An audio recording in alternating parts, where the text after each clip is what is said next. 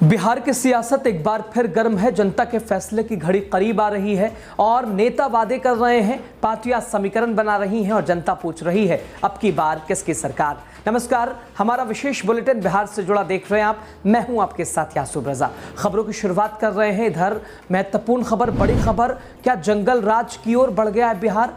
चुनाव से दोस्तों ठीक पहले क्या बिहार जंगल राज की ओर लौट रहा है? क्या लगातार दावे और वादे जो किए गए कि भाई बिहार में पहले जंगल राज था, वो लालू राज था, वो लालू का शासन काल था जब बिहार में जंगल राज था, लेकिन क्या अभी बिहार में सब कुछ ठीक है? क्या बिहार में अब जंगल राज नहीं है? क्या अभी बिहार को जंगल राज की उपाधि नहीं दी जा सकती है? तस्वीरें तो दोस्तों ऐसी बता रही हैं।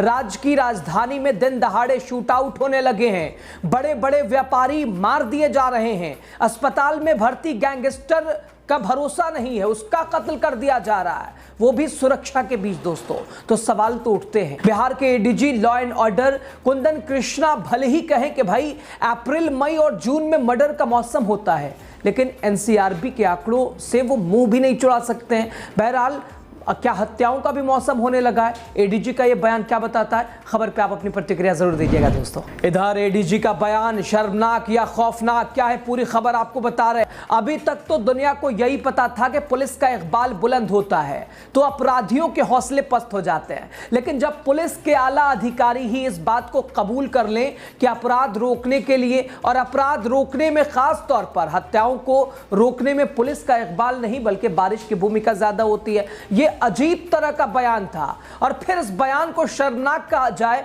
या खौफनाक कहा जाए, यह तय भी नहीं हो पा रहा है। यह बयान उस अधिकारी का है जिसके जिम्मे पूरे बिहार की पुलिस फोर्स है, लेकिन वो कह रहे हैं कि अप्रैल, मई, जून में हत्याएं होती हैं। यह बयान, इसका मतलब क्या है? इसका उद्देश्य क्या है? क्या हत्याओं का भी मौसम आने लगा है? एडीजी का यह बयान दोस्तों आप क्या सोच रहे हैं? कमेंट के जरिए अपनी राय दीजिएगा। और इधर चिराग पासवान ने एक बार फिर नीतीश सरकार को दो टूक होकर साध दिया निशाना।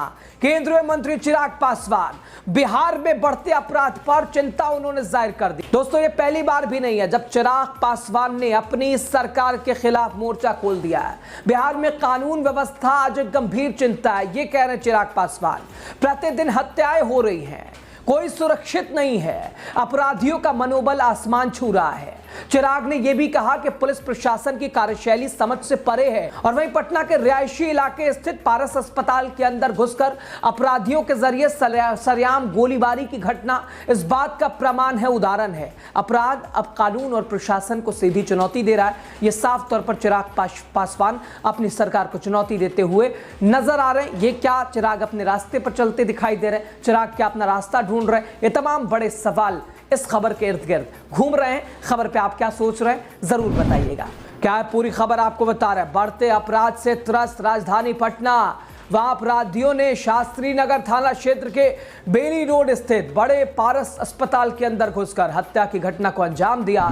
शहर में सनसनी फैला दी। पारस हॉस्पिटल के अंदर अपराधियों ने घुसकर बक्सर के कुख्यात अपराधी चंदन मिश्रा की गोली मारकर हत्या कर दी। इस हत्याकांड में राजधानी पटना पूरी तरह से दहल गया और इस घटना को लेकर तेजस्वी यादव ने सरकार पर निशाना साध दिया। तेजस्वी यादव ने कहा कि सरकारी अधिकारियों ने अस्पताल में भर्ती मरीज को आईसीयू में घुसकर मारी गोली और बिहार में कोई भी नहीं है सुरक्षित। ये बड़े सवाल तेजस्वी यादव खड़े करते हुए नजर आ रहे हैं। जाहिर सी बात है, जब अस्पताल में एक कैदी को अपराधी घुसकर खुलेआम गोली मार दें और पूरी तस्वीर सीसीटीवी में कैद हो जाए तो दोस्तों सवाल सरकार से पूछा जाना चाहिए और पूछा भी दोस्तों जाएगा। और लगातार पुलिस की कार्यशैली और कार्यप्रणाली पर लगातार ये हत्याएं सवाल उछाल रही हैं। पुलिस की छवि के ऊपर भी इम्पैक्ट असर पढ़ा रही हैं।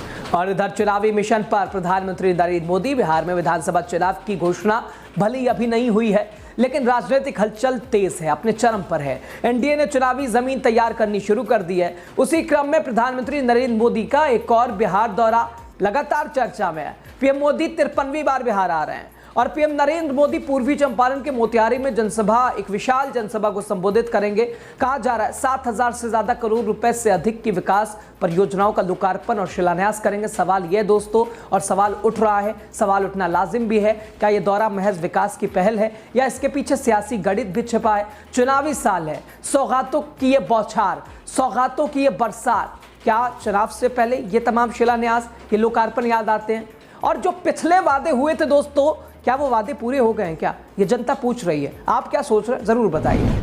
और इधर देश के बड़े नेताओं को एकजुट कर रहा है तेजस्वी यादव। खबर क्या है आपको विस्तार से बता रहे हैं। बिहार में जारी SIR का विपक्ष पूरी तरह से विरोध कर रहा है। हालांकि बिहार में ये 90% इसका काम हो चुका है, 90% से ज्यादा का काम हो चुका है। 25 जुलाई की समय सीमा से पहले ये काम पूरा करना है। इस बीच RJD नेता तेजस्वी यादव ने प्रेस कॉन्फ्रेंस की और इसे लोकतंत्र के खिलाफ बता दिया। उन्होंने कहा कि भाई SIR से दिक्कत नहीं है, लेकिन इसके जो तरीके हैं ये लोकतंत्र के लिए बेहद खतरनाक है, ये लोकतंत्र के लिए खतरा है।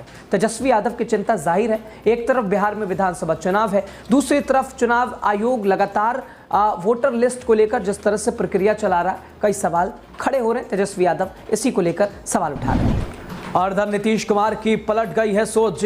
जो बिजली फ्री योजनाओं के खिलाफ थे, आज समीकरण ही उन्होंने बदल दिया। खबर क्या है समझिए। बिहार विधानसभा चुनाव 2025 से पहले सीएम नीतीश कुमार ने राज्य के लोगों को बड़ी राहत दी है और उन्होंने 125 यूनिट तक बिजली मुफ्त कर दी है, क्योंकि यह कदम जनता को राहत देने वाला बताया जा रहा है और इसी मद्देनजर यह पेश किया गया। लेकिन सियासी गलियारों में चर्चा है कि भाई ये तो चुनावी दाव है, चुनाव से पहले फ्री की बौछार चलती है। अब ये राजस्थान दिल्ली से होता हुआ बिहार पहुंच गया। लेकिन सवाल यह है, नीतीश कुमार कभी फ्री के विरोध में थे, कभी वो कहते थे भैया तो भाई चुनावी लॉलीपॉप है, लेकिन आज नीतीश कुमार क्या कर रहा है, सवाल उनसे भी हो रहा है। विपक्ष ने तुरंत हमला बोला।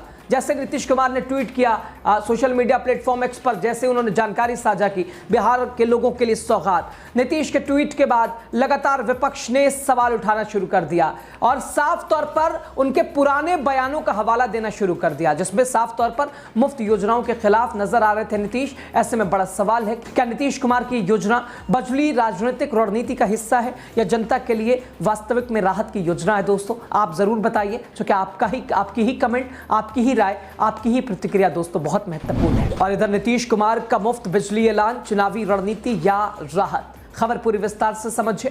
बिहार के मुख्यमंत्री नीतीश कुमार विधानसभा चुनाव से ठीक पहले उन्होंने बड़ा तोहफा बिहार की जनता को दे दिया है। राज्य के सभी घरेलू उपभोक्ताओं को 125 यूनिट तक की मुफ्त बिजली देने की घोषणा नीतीश कुमार ने की है। और वहीं अगर बात करें, हालांकि इस घोषणा के बाद नेता प्रतिपक्ष तेजस्वी यादव सरकार पर करारा हमला बोल रहे हैं। तेजस्वी यादव ने दोस्तों याद दिलाया कि भाई नीतीश जी जरा पहले का बयान अपना सुन लीजिए, देख लीजिए जो वायरल हो रहा है अभी। आप कभी इस फ्री के खिलाफ हुआ करते थे, आज आपको क्या हो गया है? क्या आपको भी ये यकीन है कि हम जा रहे हैं बिहार से हमारी विदाई तय है और शायद इसीलिए फ्री का आप भी सहारा ले रहे हैं? तेजस्वी ने कहा कि जब हमने 200 यूनिट फ्री बिजली देने का सवाल और प्रस्ताव रखा था, ये योजना उन्हें पसंद नहीं आई थी। अब खुद मुफ्त बिजली देने का ऐलान उन्होंने कर दिया। क्या चुनावी फायदा उठाने की कोशिश कर रहे हैं? सवाल ये, क्या ये मुफ्त बिजली योजना वास्तव में जनता के लिए राहत की बात है या एक चुनावी रणनीति है, चुनावी स्टंट है? आप कमेंट के जरिए दोस्तों अपनी राय दीजिएगा। और इधर फ्री बिजली का बोझ बिहार कैसे उठाएगा, सरकार लगातार कैसे मैनेज करेगी, ये सबसे बड़ा सवाल है। खबर क्या आपको बता रहे हैं, कभी फ्री बिजली नहीं देने की बात करने वाले बिहार के मुख्यमंत्री नीतीश कुमार, सबको उन्होंने चौंका दिया।